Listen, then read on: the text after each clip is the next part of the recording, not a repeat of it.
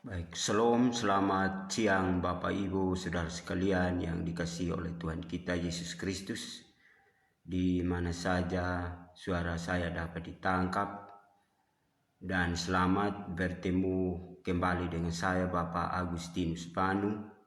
Saya bertemu untuk kita saling membagikan berkat-berkat rohani menyangkut dengan firman Tuhan yang saya mau bagikan kepada Bapak Ibu Saudara sekalian. Dan mungkin ada Bapak Ibu Saudara sekalian yang dikasihi Tuhan, ada yang rindu untuk mendengarkan firman Tuhan dan ada yang tidak rindu. Kalau yang rindu berarti dikatakan itu adalah orang-orang pilihan Tuhan. Dan kalau yang tidak rindu pasti dia bukan orang pilihan Tuhan. Dan di sini saya ingin mau memberitakan kepada kita tentang satu topik, yaitu tentang berdoa. Dan tentu saja hal berdoa ini, kita semua ini orang-orang yang dikatakan menyembah Tuhan atau banyak keyakinan itu tidak terlepas dari yang dikatakan hal berdoa. Dan berdoa ini pasti kita tanya, semua orang pasti berdoa. Tapi doa itu seperti apa? Ya, itu yang perlu kita harus saling membagikan berkat-berkat rohani. Karena doa ini adalah dikatakan menurut pemahaman orang lain bilang doa itu adalah nafas kehidupan bagi orang percaya. Memang itu juga betul, tetapi kalau menurut pemahaman saya belum pasti yang dikatakan doa adalah nafas kehidupan orang percaya. Karena ada terkadang doa-doa yang tidak sesuai dengan kehendak Tuhan. Ya, doa-doa yang tidak sesuai dengan kehendak Tuhan. Maka kalau kita dikatakan doa adalah nafas kehidupan orang percaya, maka itu sepertinya kurang pas. Karena kalau nafas kehidupan orang percaya itu kalau kita menuruti perintah Allah. Ya, perintah Allah dan belajar firman Tuhan, itu bilang kita adalah memelihara nyawa kita. Saya teringat satu firman di dalam Amsal 19 ayat yang ke-16, dia bilang begini. Ya, siapa berpegang pada perintah memelihara nyawanya, tetapi siapa menghina firman akan mati. Jadi ayat ini bilang kalau kita berpegang pada firman Tuhan, berarti itu kita memelihara nyawa kita. Kalau kita menghina firman, maka jelas pasti kita akan mati. Ya, sesuai dengan ayat ini. Ya, jadi maka itu hal berdoa yang saya mau sampaikan, ya seperti yang kita baca di dalam Matius 6 ayat 5 dan seterusnya, itu ajaran Tuhan Yesus supaya kita berdoa. Dan ada kitab-kitab yang lain juga menyangkut dengan hal berdoa ini, kita harus berdoa di setiap saat. Misalnya ada satu firman juga di dalam Efesus 6 ayat 18, dia bilang begini. Dalam segala doamu, doa dan permohonan berdoalah setiap waktu di dalam roh, dan berjaga-jagalah di dalam doamu itu dengan permohonan yang tak putus-putusnya untuk segala orang kudus. Jadi di sini bilang berdoa di setiap waktu, tak usah putus-putus berdoa. Jadi memang doa ini sangat penting juga. Lalu misalnya di dalam Kolose 4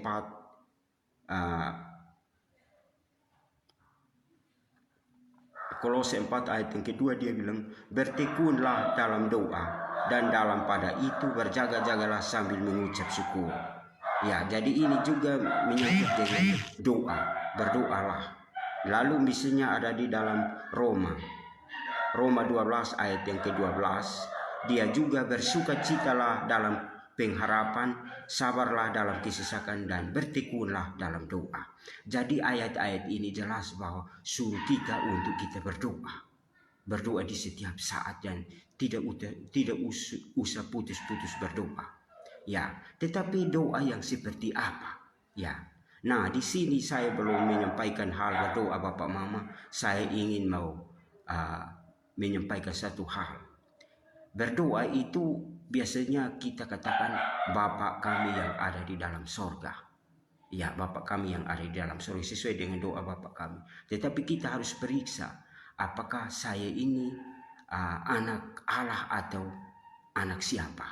Ya, sebab begini, mengapa sih saya katakan seperti itu? Karena sebelum kita percaya Yesus, kita ini bukan anak Allah, kita anak iblis. Ya, sesuai dengan Yohanes 8 ayat 44. Saya baca ya. Yohanes 8 ayat yang ke-44. Dia bilang, iblislah yang menjadi bapakmu, dan kamu ingin melakukan keinginan-keinginan bapakmu. Ia adalah pembunuh manusia sejak semula dan tidak hidup di dalam kebenaran, sebab di dalam dia tidak ada kebenaran. Apabila ia berkata dusta, ia berkata atas kehendaknya sendiri, sebab ia adalah pendusta dan bapa segala dusta. Jadi ini menyangkut dengan hal berdoa ini adalah pertama-tama kita harus tahu bahwa kita anak Allah atau anak iblis. Ya, kalau misalnya kita belum percaya Yesus, itu yang dikatakan anak iblis. Tapi kalau kita percaya Yesus, kita adalah anak Allah. Kalau kita baca juga dalam Yohanes 1 ayat yang ke-12, dia bilang begini, tetapi semua orang yang menerimanya siapa Yesus, diberinya kuasa supaya menjadi anak-anak Allah, yaitu mereka percaya dalam namanya. Percaya dalam namanya Yesus. Jadi kalau orang yang belum percaya Yesus, maka dia berdoa juga, Allah tidak mendengarkan dia. Ya, tidak mendengarkan dia karena dia bukan anak Allah. Dia adalah anak iblis. Ya, jadi maka itu Bapak Mama Saudara sekalian, semua orang bisa berdoa. Semua orang di dunia ini tidak dikatakan siapa yang tidak berdoa. Semua orang berdoa. Tapi pertama-tama yang saya katakan bahwa kita harus periksa apakah saya percaya Yesus atau tidak. Kalau tidak percaya Yesus, maka walaupun dia berdoa berlutut bagaimanapun, doanya tidak diterima. Ya, mengapa sih kita pakai nama Yesus? Karena Yesus dia menjadi pengantara antara Allah dan manusia. Ya, jadi kalau misalnya kita berdoa, lalu hanya berdoa kepada Bapa di sorga, lalu tidak melalui Yesus, maka doa kita tidak sampai kepada Bapa di sorga. Ya, saya berikan salah satu ayat juga. Misalnya di dalam Yohanes 15 ayat yang ke 13-14. Ya, dia bilang begini. Yohanes 14 ya.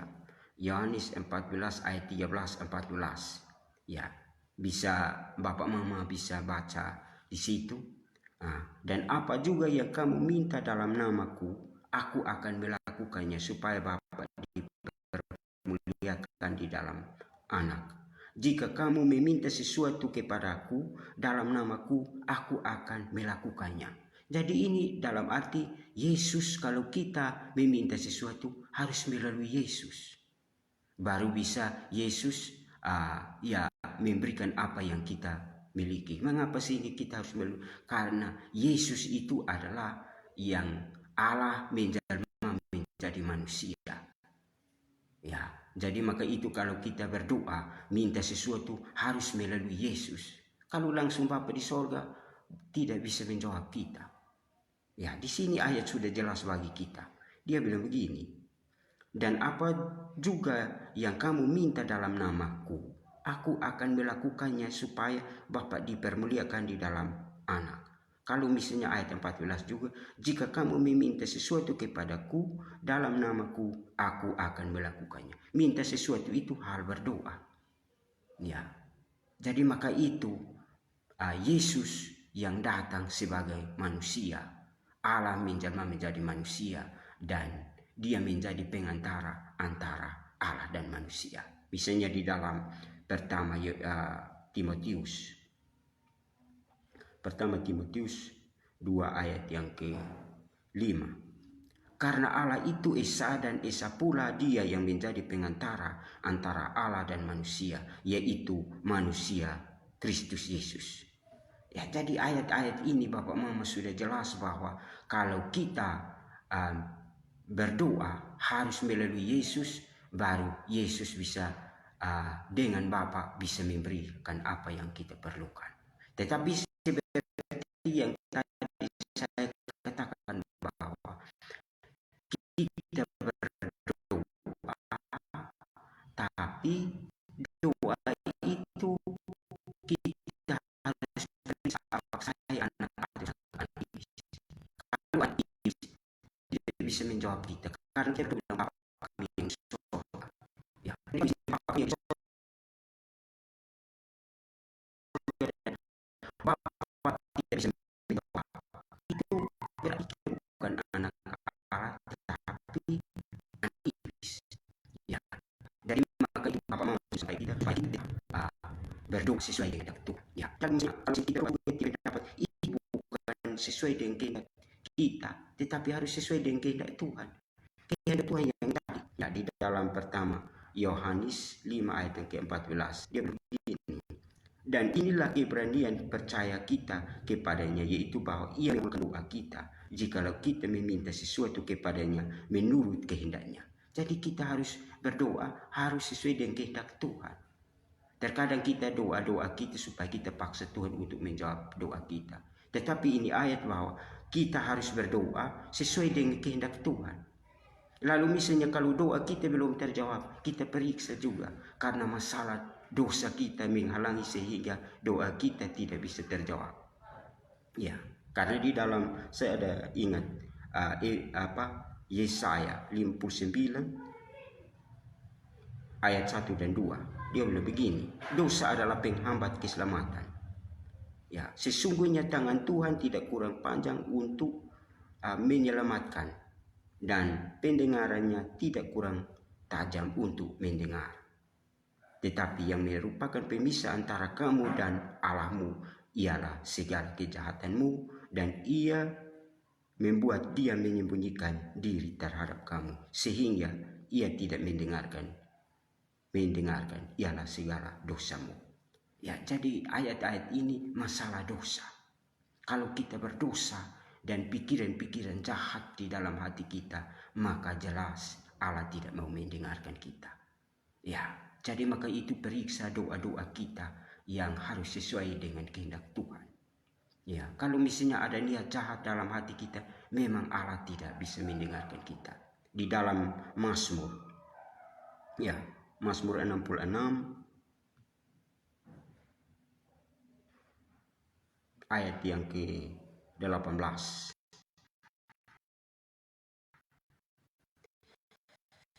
Dia bilang begini, seandainya ada niat jahat dalam hati kita, kalau kita berpikir ada niat jahat di dalam hati kita, maka jelas Allah tidak mau mendengar kita. Ya, jadi maka itu Bapak Mama saudara sekalian yang dikasihi Tuhan, doa bisa kita semua orang bisa berdoa. Yang pertama saya katakan, doa itu percaya Yesus atau tidak. Kalau tidak percaya Yesus, maka doa kita tidak terima. Ya, lalu berdoa harus sesuai dengan Tuhan. Ya, lalu berdoa juga kita harus koreksi saya ini orang benar tidak. Sudah biasa seperti tadi ayat Yesaya 57 ayat yang kedua. Jadi itu Bapak saudara sekalian yang oleh Tuhan Yesus atau bisa pribadi kita.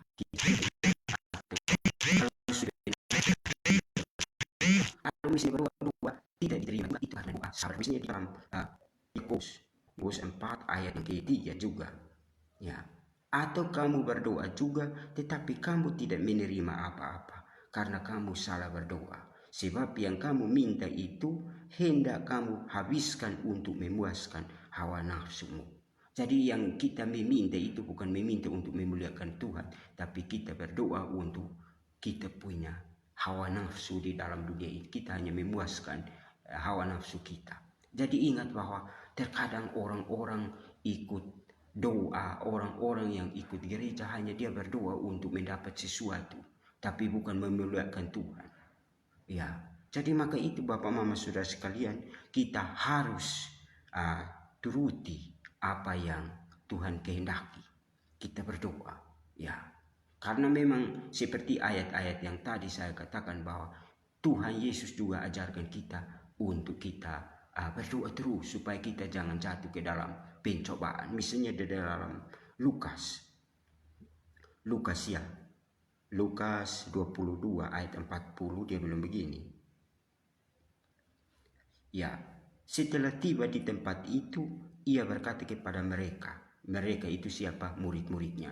Berdoalah supaya kamu jangan jatuh ke dalam pencobaan. Jadi Yesus suruh kita untuk berdoa. Jadi doa kita harus berdoa terus supaya kita jangan jatuh ke dalam pencobaan. Misalnya ayat yang ke-6 juga, ayat 46 dia bilang begini. Katanya kepada mereka, mengapa kamu tidur? Bangunlah dan berdoa supaya kamu jangan jatuh ke dalam pencobaan. Jadi kalau kita tidak berdoa maka kita pasti jatuh ke dalam pencobaan. Jadi maka itu Yesus mengajak kita untuk berdoa. Lalu seperti yang tadi saya hadirkan, Efesus 6 ayat 18, kita berdoa di setiap saat. Ya, jangan putus-putus berdoa. Karena mengapa sehingga kita putus-putus berdoa? Karena kita bergaul atau kita hidup bersama dengan iblis yang masih ada di dalam dunia ini. Ya, jadi kalau misalnya iblis kita masih hidup di dalam dunia ini, ya tentu dia menggoda kita di setiap saat. Maka kita harus berdoa. Yesus bilang berdoalah supaya kamu jangan jatuh di dalam pencobaan. Ya, jadi maka itu Bapak Mama Saudara sekalian, hal berdoa penting. Tapi seperti yang tadi saya katakan, doa itu pertama kita koreksi pribadi kita. Apakah saya ini orang percaya atau tidak? Saya ini kalau misalnya percaya menerima Yesus sebagai Tuhan dan Juru Selamat, itu anak Allah. Kalau tidak percaya menerima Yesus, tidak menerima Yesus sebagai Tuhan dan Juru Selamat, dia bukan anak Allah, tapi anak iblis. Maka kalau dia berdoa bilang, ya Bapa kami yang di sorga juga Allah, menutup telinga, tidak mendengarkan dia bukan anak Allah. Ya, jadi maka itu kita harus percaya sungguh-sungguh di dalam hidup kita supaya kita ini diterima. Apa yang kita minta maka kita diterima. Seperti yang tadi saya berikan ayat itu. Pertama Yohanes 5 ayat 14 tadi sudah jelas bagi kita, dan inilah keberanian percaya kita kepadanya, kepada Yesus, yaitu bahwa ia mengabulkan kita, doa kita, jikalau kita meminta sesuatu kepadanya menurut kehendaknya. Jadi ini ayat-ayat penting Bapak Mama.